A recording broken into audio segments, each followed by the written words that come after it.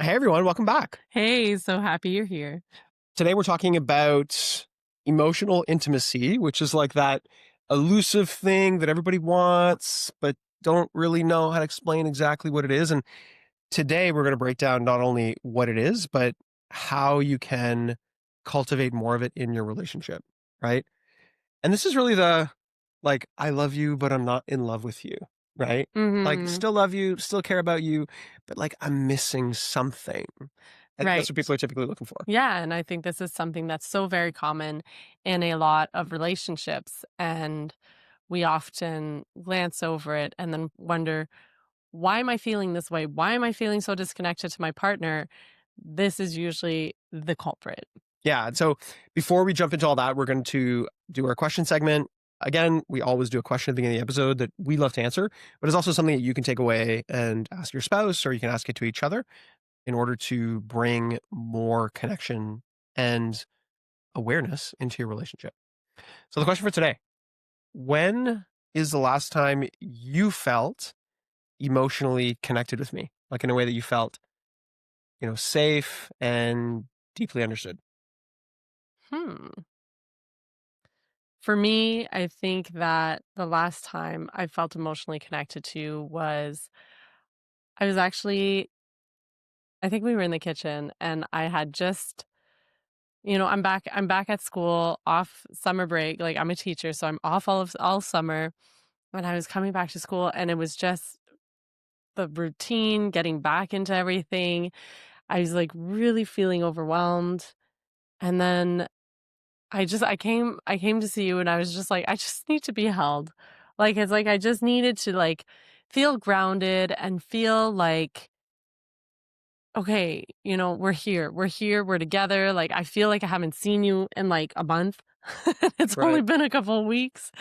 But I remember going up to you and asking you for that. And I felt so close to you in that moment because I felt like you understood me. I felt like in that moment, it was okay for me to feel overwhelmed. It was okay for me to have all these emotions. And you just kinda held me quietly, and that felt really good and really safe, and just, like, we had this, like, connection where we really just knew what each other needed in that moment. Yeah, it's wild to think of that, like, even without exchanging of words, Mhm. you can create this, like, emotional safety, right? Which I think is a big deal. Yeah, absolutely. Yeah. When was the last time you felt emotionally close to me? Yeah, for me, it actually pretty recently, but oftentimes when I feel the most emotionally close to you is when, like, you acknowledge the effort and the weight that I put on myself in certain areas, right? Mhm. So perfectionist tendencies, all that stuff. People, a lot of people who know me know that, but because of that, I often get in my own way. I'm hard on myself. Mhm. And I think whenever you give me the hey, like I see you, like you're doing a really great job and I appreciate you and your effort matters and it's noticed. I think that's when I feel like she gets me. You Mhm. know what I mean? And that's when I feel really yeah, like safe but connected to you. So I think that's a part of it. I think also when I'm able to share those struggles with you and it's not just like, oh, who cares? Like, or keep moving, or have you tried to do this? It's like you just listen and like you acknowledge that sometimes it's hard, right? Yeah, and I think a word that we often use in conversation is like, "I hear you. I I understand what you're saying." Hmm. And sometimes that's it. Like, we just leave it at that. And I do think that that creates such a, like that's such a heavy word when you're feeling like, "I'm opening up. Here's my heart, but," and then it's just like, "I hear you." Yeah. Yeah. I love that. And yeah. I think that's so powerful. So when we break down, what emotionally intimacy really means and why it matters, really the foundation of all of this, right, is psychological safety, right? It's, do I feel safe with you? Do I feel witnessed by you? Do I feel understood by you? And again, like when you think about at the beginning of the relationship, there's not necessarily a lot of that. Like that's not a huge priority Mhm. because what you're chasing in the beginning of the relationships is like excitement, passion. You're not revealing yourself in like these deep ways. You're Right. revealing yourself in like this is my favorite ice cream and this is my favorite color. And But over time in long-term relationship, what happens is you reveal more and more and more of yourself till the things that you then start to reveal, like, they're hard to reveal, right? Yeah. There's some of your deeper insecurities, some of the things that you're scared of. Yeah. I find there's this tendency when we get married, we often forget that like our partner is a human, and we often forget that our partner has these like deep emotional needs. Like as parents, most of us, many of us are really good at like tucking our kids in, kissing them goodnight, making sure they feel welcome when they come home from school. We ask them about their day. We're curious about their little lives. And we're so good at that as parents. And then it's like we assume that because our spouse is a grown up, they don't need that from us anymore, right? They don't Mhm. need that emotional safety. They don't need to feel like, hey, we're there, It's like they can right? handle it. They can Yeah, just they can handle handle life. it. Yeah. And so, oftentimes we have to ask these surface questions, how's your day? Good, good. Oh, good. And we never dig deeper, what was so good about your day? Things like that. So I think there's this like lost art of like caring for our spouse and truly like being present for them. Even that sentence I was saying, like I hear you, I see you. When somebody's opening up their heart to you and you're saying, I hear you, I see you. It's one thing to say it, but for your partner to truly feel heard and seen, are you acting on it? Like, when your partner says, "Hey, like, I'm feeling really lonely. I wanna spend more time together." Like, are you truly hearing them when you say, "I hear you"? Because then there's an action that follows that, right? Yeah, and I think, I love what you're saying. For me, like, what's coming up to me is in a world where so much of our attention is going everywhere else, Mhm. I think the couples who have the closest emotional bond, and Sue Johnson talks about this in terms of like couples with really good emotional bonds end up having really fulfilling long-term relationships, Yeah. right? Not only emotionally, but around affection and sexuality, etc. But in a world where our attention is literally going everywhere, right? You pick up your phone and you have like 12 things on your phone that are looking for your Absolutely, yeah. attention. Attention from another is at a premium. And when you are able to give your partner undivided attention, Mhm. especially when they are revealing some struggles that they have, like that is so connecting and so important. And think about you, right? Like when you're out and about, when somebody is really like giving you attention, maybe it might make you uncomfortable. Might not be something you're used to, like somebody really just paying attention to you, somebody caring for you, somebody being there for you. But so many of us long for that. We long to be seen. We long to be understood. We long to have that our suffering is acknowledged, right? Mhm. And so, when you think about emotional intimacy, just bringing more attention to your relationship and like genuine attention can really create more of an emotional bond. Absolutely, and I think why it was so important for us to put emotional intimacy as one of the pillars in our Genuine connection genuine model. Yeah, for sure. connection model is that when you feel emotionally connected, when there is emotional intimacy between you and your spouse, there's this safety and security created in the marriage. The more there is emotional safety, the more secure you feel in your marriage, and the more you're willing to open up to your spouse and become more vulnerable with them. Couples with high emotional safety, high emotional intimacy, they often, have better sex. They often have amazing communication because they're not afraid of truly being themselves in their marriage. Yeah. And so, I think a big question here that people always ask is like, well, first of all, how do we like lose it? Right. That's one thing because at the beginning, maybe you felt emotionally connected to your spouse, but then like life started getting in the way and slowly there's like an attrition of everything taking your attention. And I think, you know, because we live such busy lives, there is a part of this that because your relationship has become so transactional, there is a loss of emotional intimacy, right? Mhm. That is just done by bad habit, right? Absolutely. Because if you're just, being in a relationship, and we've been in those seasons before where most of our conversation is strictly transactional. The reason that we do transactional conversation is to make sure that we are not going to be stressed in the future. Like, how do I stay organized? Yeah, and I know for myself, oftentimes I stick to transactional conversations because it's what's comfortable for me. Mhm. It's what I know, and it's what I'm so tired after work. I don't wanna ask questions to Eric that might open up some, like, Pandora's box, and I'm just like, "Oh my gosh, like, can we just put this back in the box?" Like, I do not have the energy to face this right now. So my conversations become very transactional with you, I'll often stick to, like, "How was your day? Good." Or you'll say, "Oh, not so good," but then I don't dig deeper because 'cause I'm like, "Oh god, I don't have the energy for this." So what happens then is I don't get curious. I'm not asking deeper connecting questions. I'm not getting curious about Eric's life. I'm not asking you things because first off, I'm avoiding conflict because I'm exhausted and I'm not prioritizing those important conversations that we probably should be having. Instead, I'm focusing on like the surface stuff, kind of like the easier fruit to pick. And because I'm doing that, we're losing that emotional connection. Yeah, you're talking about a lot of great points. I think so many couples, when they get into a part of their lives where stress is high, their time is being consumed by so many different things, like we stop risking. It's kind of like what you said, right? You see me in a bad mood, and it's like, okay, Eric's clearly in a bad mood. I can see it.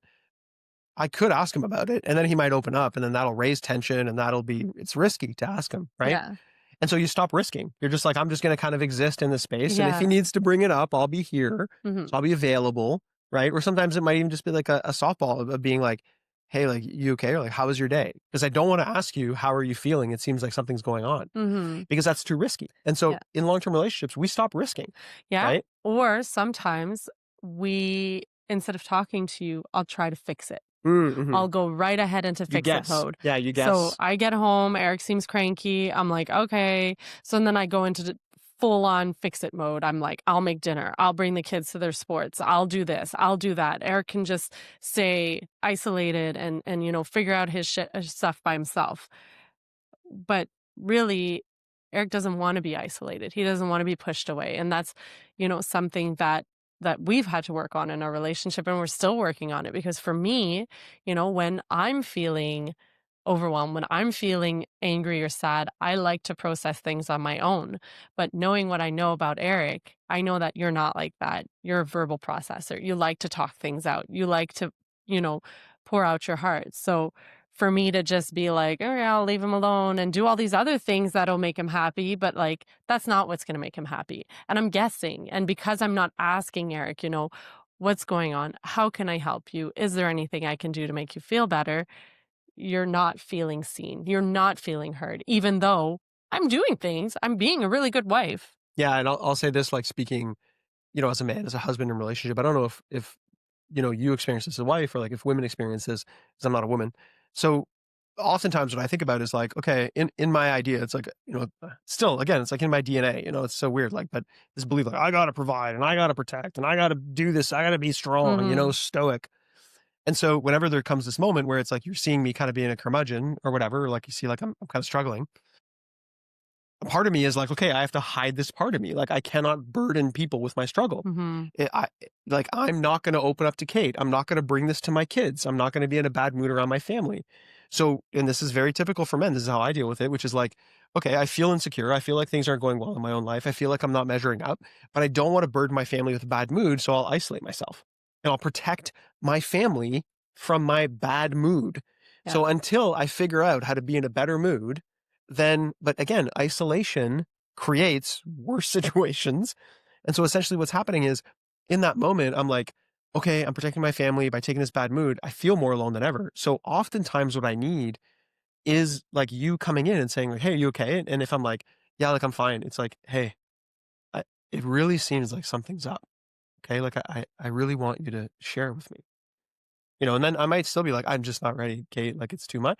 But sometimes I need that to be able to be like, oh, right. Like it's okay for me to open up about my struggles here. Yeah, and vulnerability is such a huge part when it comes to emotional intimacy. As the more you're able to become vulnerable with your spouse, the more intimacy you can develop with them because, you know, vulnerability builds intimacy. And when you're afraid to become vulnerable, I hate that word, I can't say it. When you're afraid to become vulnerable, it blocks intimacy. So when you're not ready to open up to your spouse, they feel that, they know it. And it's hard to not take that personally, because when you get married, you have this person, you know, this is a relationship you have with a person who you can be yourself with, truly be yourself with. And, that's something that I want for myself in the relationship. I want to be truly myself and be accepted for the person I am. And I want that for you too in the relationship. So Mhm. when I see you not being vulnerable, when I see you hiding or isolating, it kind of tells me that, like, oh, why does he feel like he can't be himself in this relationship? Why does he feel like he has to hide parts of himself? Like, I will accept him for who he is. And I've shown you that time and time again. So when you're not being vulnerable, it's difficult because I'm like, well, this is a relationship we've been working so hard to create. If there's any relationship in your life where you can be your true self, this is the one. Yeah. And Go ahead. that it hurts when you can't be. Yeah. I was going to say too, like this brings us to our next portion, which is like how to create emotional intimacy. And I think the first thing we really need to address is this idea that emotional intimacy just like comes, right? And this is like something I debunk with a lot of people I work with, but it's like, in the beginning when we talk about like, oh, I want the way it used to be. Well, a lot of that is like what we call romantic love, right? Which is Mhm. what's sold in a lot of books and all that stuff. There's intimacy in that. But when we're talking about the depth of intimacy in a long-term relationship, what a lot of people don't talk about is that it is risky. Mhm. Like when you get into a point, we've been together 21 years. I opened up all these things to you. I opened up all about all my fears and stuff like that.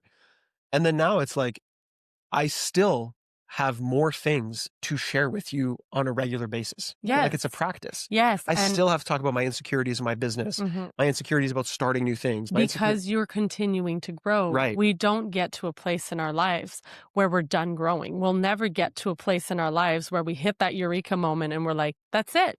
I'm done. I've won I've won life. life. I win. Right? No, that's the thing. So it's like, we often have this idea of when I get there, when I get there, when I get there. Well, you're never going to get there. So you're going to continue growing. You're going to continue making mistakes. You're going to continue changing Gonna physically, face new mentally. challenges, right? Exactly. Yeah. And that is when it's so important to talk about it and to be vulnerable with your Mhm. spouse. So yeah, I love that you mentioned that. Well, and exactly, and I think about for me, what a story comes up is like, I'm getting older and getting a little thicker around the belly, and I remember my hair a couple years ago started thinning.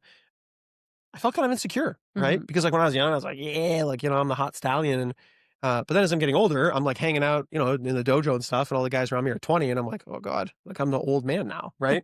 And so again, with that belief comes like insecurity Yeah. of like, does Kate see my bald spot? Like, does Kate see kind of that? And and I even remember one time, like I asked you in the shower, right? I was like, so like, we've changed a lot. Do you think like anything's changed? And your first thing, like right to the point, you're like, well, I mean, your body's changed a lot. And I was like, in my head, you were just being not like being real, but I was like, in that moment, because I had felt so insecure, I was just like, oh God, like she knows, like she thinks I'm a old, She overweight, saw the balding. old husband I Right. So, am. so I have this like image of myself, right? Which is Dude, it's just not not a perfect. secret. We're But both getting but what older. I'm saying is like that is a great Yeah. example of like then by opening up to you about it and saying like I feel and you're like, hey, it's fine. Like people, it's like we kind of made it okay that I was getting older in a Mhm. sense, which I get even I say that it's ridiculous, but it is like insecurities were coming up. Mhm. And again, insecurities with raising Francis, a young man. And I'm sure when he's in his teenage years, I'm going to be like, oh my God, it feels like it's such a horrible dad. And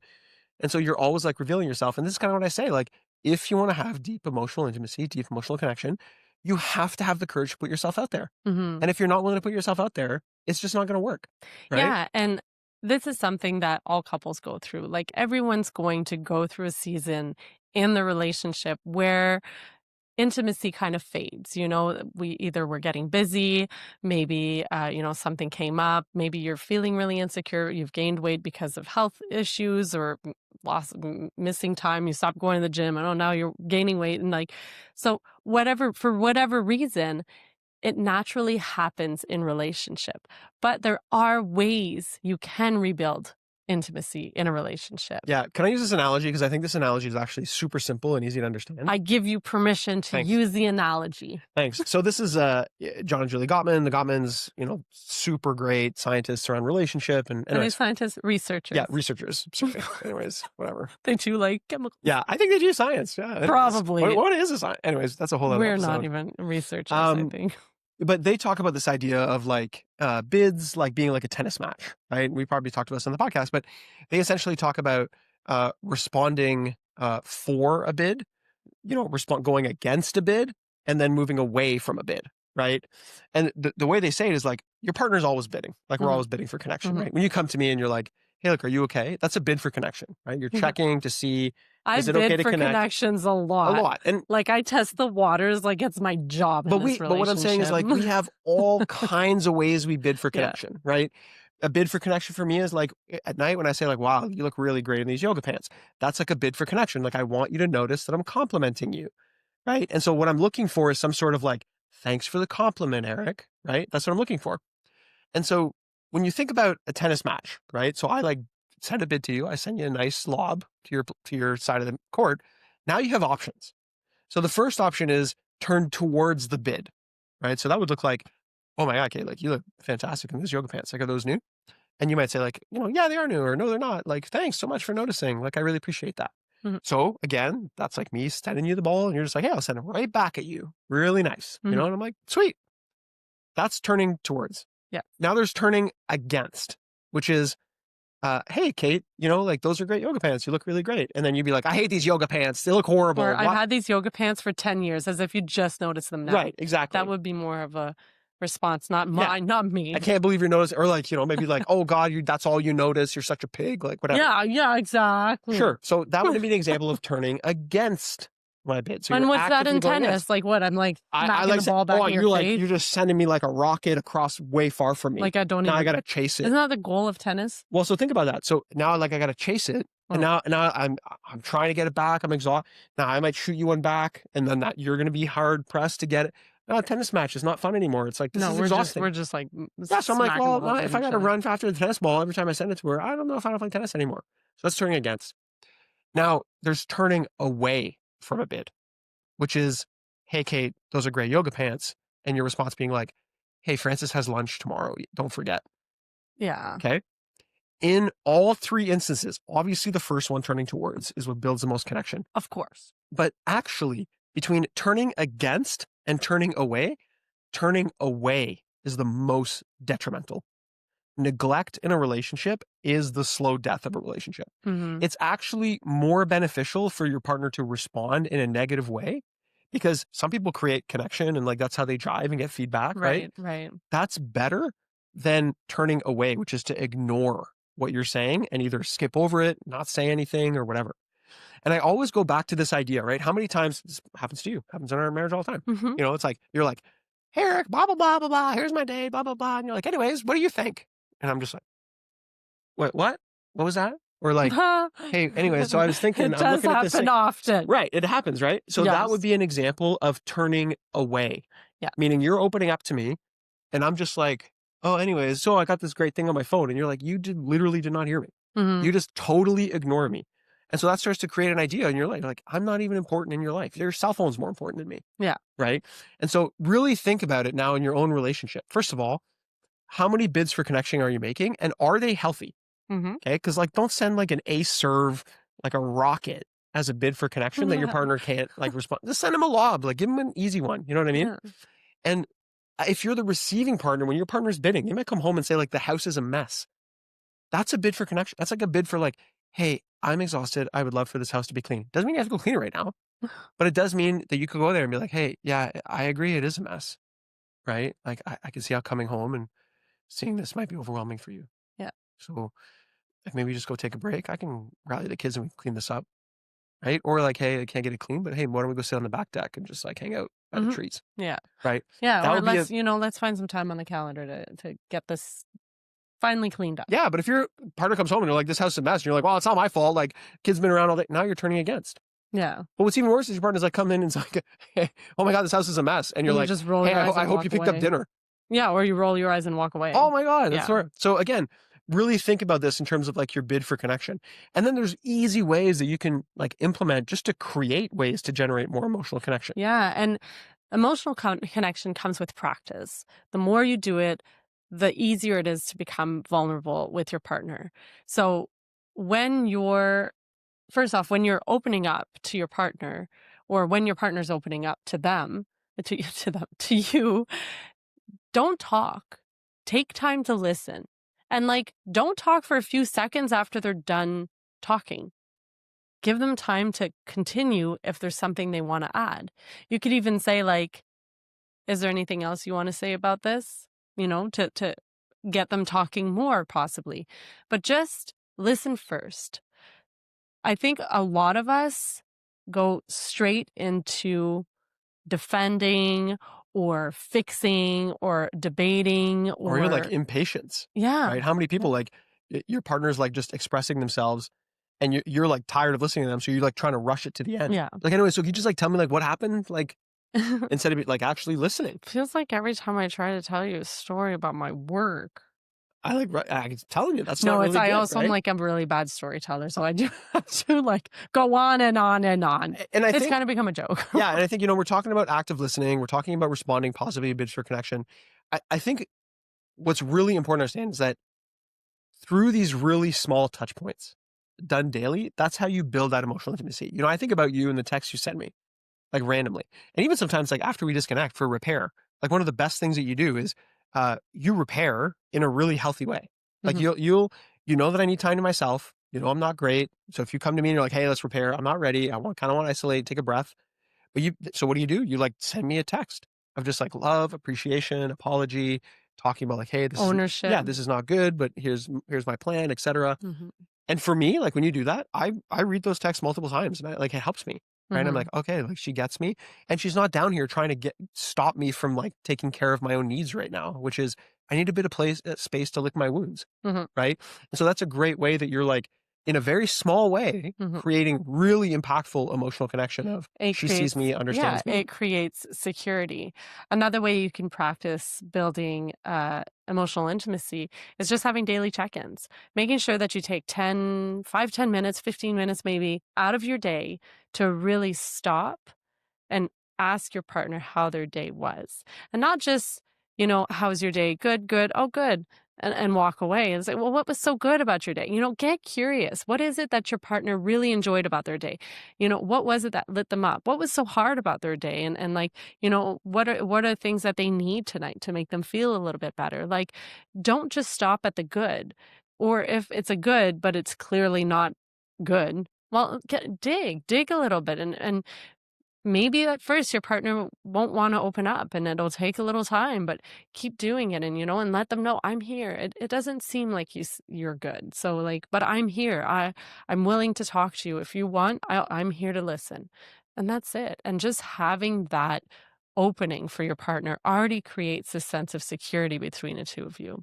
Yeah. So I think that that's a really nice way to practice becoming vulnerable with each other, creating some emotional safety. Yeah. And we'll give you, one more action step just as we're wrapping up.